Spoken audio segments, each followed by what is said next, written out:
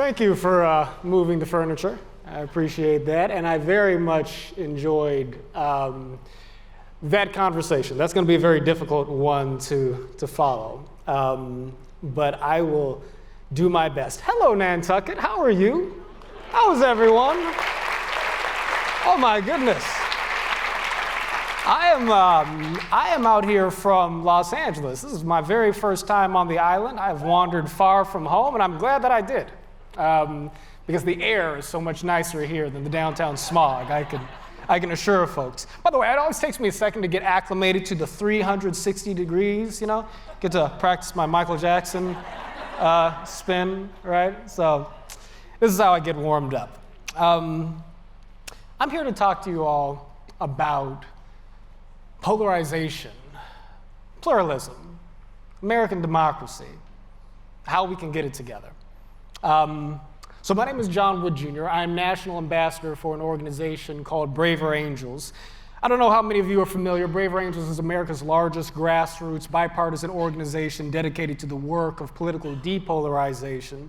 I like to deepen that by saying that what we're committed to is, in a sense, sort of rebuilding the communal fabric of American democracy. There's a lot that can be said about the things that divide us in America. In a former life, I was a nominee for Congress. I ran for Congress in Los Angeles way back in 2014. I ran into a district that was predominantly left-leaning, predominantly black and Latino, but with pockets of conservatives, suburban white and Asian conservatives. And whether I was speaking to a black Democratic church in South Central Los Angeles or a white Tea Party club in South Bay LA County, people oftentimes had the same question for me. They'd say, what at the age of 26 makes you sort of qualified to represent a district as diverse and complex as the California 43rd? And I'd answer by saying, well, I have a unique sort of family background. My mother's a liberal black Democrat from inner city Los Angeles. My father's a conservative white Republican from Tennessee. I grew up explaining my mother to my father to my mother, and that's why I can represent all of you. And it tended to be good for a laugh, I'm somebody who's grown up at sort of the intersection of American identities in all sorts of different ways. And I guess my optimism for the future of American politics comes from the fact that whereas in our current discourse, many of us look at Republicans and Democrats as being the enemy, for me, I've always more or less looked at Democrats and Republicans as being mom and dad. But there's a reason why we've come to this point to where it's very difficult for us to see each other in that way. Now, a lot of us have sort of, taken it for granted that there's something that you could think of loosely as an American identity, something that we have in common with each other, but that's very much sort of cast in doubt these days. And one thing that we forget is that the idea of there being an American identity was not something that the United States of America really came into being very much feeling.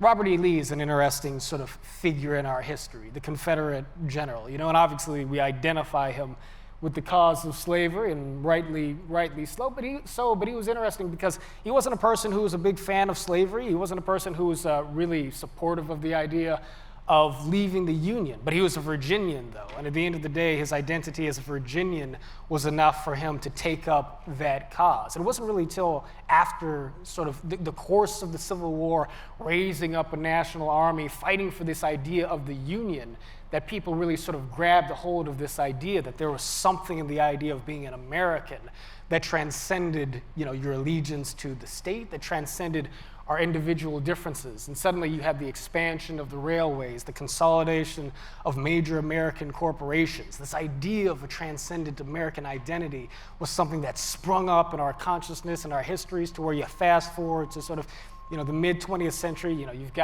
got characters like Superman fighting for truth, justice, the American way, right? Landmarks by which we could say we identify with one another because we're a product of this singular sort of nation. Now, when I was growing up, my dad would tell me this story about when America was great. My dad raised me with a Make America Great Again sort of philosophy way before Donald Trump came along, except that in his particular view of it, it was about the American culture of the 1950s and 1960s. But for him, what that was an America where everybody knew Count Basie. An America where everybody knew what was number one on the pop charts. An America where everybody knew who the heavyweight champion of the world was, just as much as they would know the President of the United States. An America where we had cultural touch points that gave us sort of a common language for engaging each other, even in spite of the diversity of American society, which was part of the richness of our culture. And so many of us look back on sort of the era of Walter Cronkite and so forth, the three major networks, through rose-colored glasses, you know. But it's true that, you know, through war, through history, through all of these different things, you know, there was sort of a narrative of American identity which gave people a sense, certainly across the political spectrum, that it wasn't so important whether you were a Republican or a Democrat so much as it was the case that you were an American, you know? And in those days, you know, people had memories of having stormed the beaches of Normandy together, of having served in the armed forces, so on and so forth. But as much as we romanticize that history, we can't forget the fact that major parts of American society, African Americans, women, sexual minorities, found themselves not having an equal share in terms of their right to be able to contribute to the democratic conversation. I say all of that to say this. When we look at polarization in the current moment, part of what we are reckoning with is a unique sort of intersection of incredibly challenging developments in the evolution of our national story, part of which has to do with something that's always been a strength of American society, which is the diversity of our society. We are demographically more diverse than we have ever been, but that's not just a function of increasing immigration and so forth. It's a function of the progress of social justice, meaning that you have people of color, people of varying different backgrounds, who are bringing new narratives, new experiences with respect to how it is we understand the American story into our institutions, into our political parties, into the media. Into the spaces where a predominating sort of understanding of American life had been prevalent. And this is a part of the democratic dialogue which is healthy, which calls for a necessary tension in the course of our being able to better understand one another and to better understand ourselves. But part of what's happened at the same time is that our political differences with one another have collapsed in a way to where the differences that exist between us on the basis of our being Republican and Democrat no longer merely equal differences of opinions in terms of our policy perspectives, but it equals the full sort of appreciation of who we are as human beings. I'm a Christian. Right? I'm somebody who believes in capitalism. Therefore, I'm a Republican. Therefore, I'm a real American.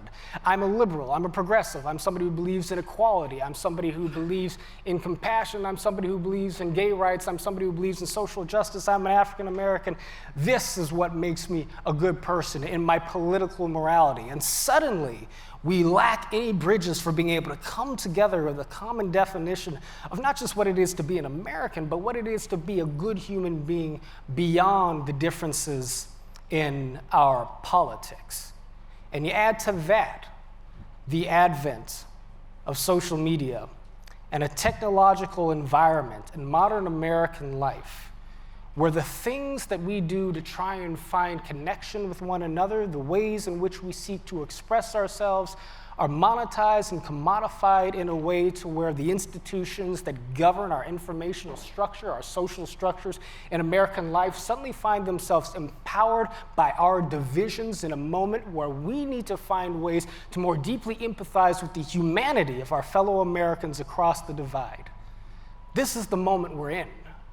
It's a moment that would have been challenging for all sorts of reasons having nothing to do with technology. Because this is a unique country. We bring so many different experiences to the American project, to the project of American democracy, that it requires a deep sense of goodwill and compassion and understanding, even to be able to begin some of the conversations that are necessary to being able to create a sense of goodwill and a shared union. But there are still examples from our history that we can draw inspiration and understanding from. I think of myself and strive to be, with every ounce of my being, a student of Martin Luther King Jr.'s philosophy of nonviolence. That philosophy of nonviolence rested on the idea that love and goodwill is a spiritual force that can affect social transformation. we have to start with a basic sense of goodwill towards one another, because it's not enough anymore to simply say, well, we are Americans, because we've lost any shared sense of what that means, and yet we can rediscover it by rediscovering the better angels of our nature. And so in the work of Braver Angels, we create context, we create programs, debates, courses on empathetic discourse and dialogue, workshops building relationships between liberals and conservatives, Democrats and Republicans across geographic and racial divides, etc., that equip people with tools for being able to do democracy in a way that is humanizing, in a way that actually works in terms of allowing us to acknowledge the dignity in our differences. But if this philosophy of goodwill, of this spirit of nonviolence, if this commitment to civic grace does not find itself informing the evolution of our technological culture, of our social media, of the culture and spirit of digital design in American society and modern society, we will fail to scale up the changes in the spirit of democracy necessary to preserve the American project and to advance it to the next generation. And so I am excited to be here with you all in Nantucket, at the Nantucket Project, not just because I'm enjoying the air off the water and all y'all boats. I assume everybody in here has a boat, right? That's what I'm picking up on here, right? But I'm excited to be here in the company of people who are truly committed to nurturing a vision for a better American tomorrow and a more deeply humane pluralism. Something that calls upon our intellectual and our spiritual resources every bit as much as it does our financial and material resources in affecting that more perfect union, that promised land, and that beloved community that was the dream of Martin Luther King. In any event, that's my time. Thank you all very much. Good to be here with you.